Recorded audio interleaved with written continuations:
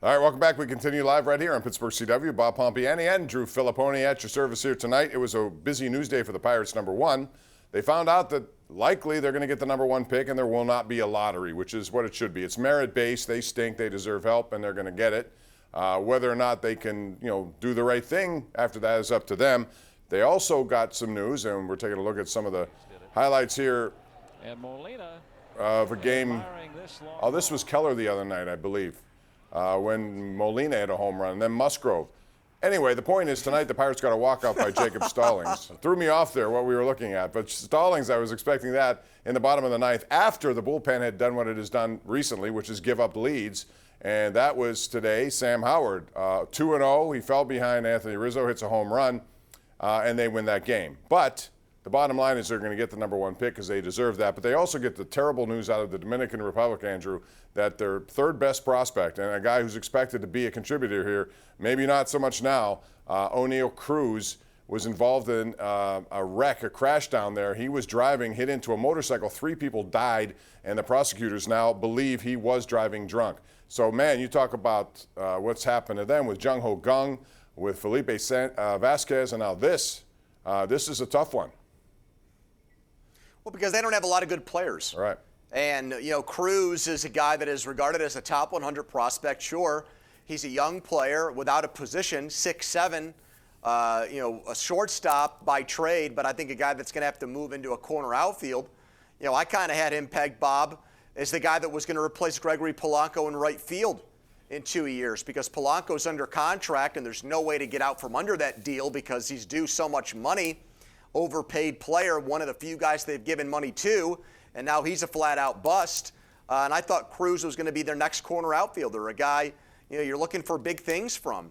So sure, this throws a huge monkey wrench into this. You say the obligatory, let's let the legal process and the criminal justice system down there, which I really do not have a lot of knowledge of, let's let that run its course. But anytime you see arrested, driving under the influence and people end up dead, that's not a good thing. No, not at all. Good. And, whatever it turns out, still having gone through that as a young kid like he is, 21, I can't imagine he'll be the same person.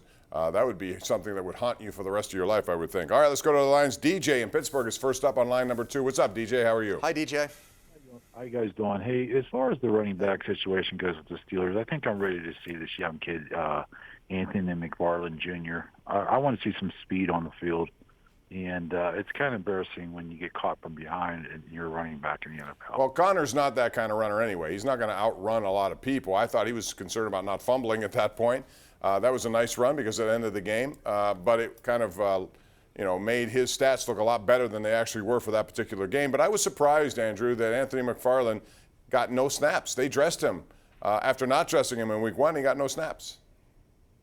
Well, I didn't really think there was a big role for him in week 2 based on what we saw Benny Snell do against the Giants. I thought, I was hoping that Snell got the lion's share of the work and Connor was more of his substitute. But, now 2 fumbles in 2 consecutive games, you can't trust Benny Snell. And I've always got concerns about Connor's ability not to just get through a season, but to get through a game when you're asking him to touch the ball 15 times or more. So, what are your alternatives? We know Jalen Samuels is just a guy that's pretty much a third down back, Bob. He's like a Moeldy Moore type. Right. I don't see them really using him that much unless they're down in the game and they really got to go all pass all the time. Bob, what I don't get about the McFarland thing is, I've said this before, have you seen the Jaguars rookie running back James Robinson? Yes. Not the old Pitt point guard. Have you seen what he's done? Yeah, he stepped right in. He's 8th in the league in rushing. You find these guys anywhere. So I don't really understand why you would take a running back in the 4th round who's just a change of pace guy. I mean, to me, it's almost like Dre Archer all over again. The Steelers have not been able to carve out a role for players that have Anthony McFarland's skill set. That's what I'm concerned about. Those guys don't seem to fit in Mike Tomlin's offense. Especially when you're going to run one guy, and if that's the way he's going to do it. But there is a role if they utilize some packages for him. I'm surprised we haven't seen at least one of those so far. We'll see what we have this week when the Houston Texans come to town. By the way, that one, of course, is on KDKA. We'll follow with 2 hours of postgame on KDKA this week, not here on Pittsburgh CW. Let's go out to Tom in Glenshaw. Tom, welcome to the Sports Call. How are you? All right, let's hear it for the Buccas. Hey, Bob, they won't lose 100 games this year. Now, unless you factor out a 162-game season, they'll lose 144. Or 117, I'm sorry, 44 wins and 117 losses. I mean, yeah, okay.